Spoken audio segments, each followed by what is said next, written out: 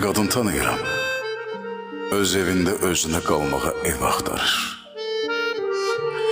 Gözləri qəm oylağı, ürəyi dərd yaylağı. Bir qadın tanıyıram. Gülüşünün altında dağ boyda acı yatır. Ayı günü itirib başını işlə qatır. Neçə gülüşdüb solğun dodaqlarında, örpəyinin altında boyasız sası yatır.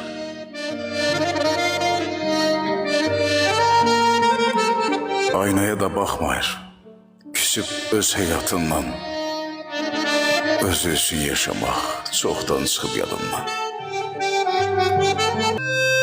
Deyir bir qadın tanıyıram, öz evində özünə qalmağa ev axtarır.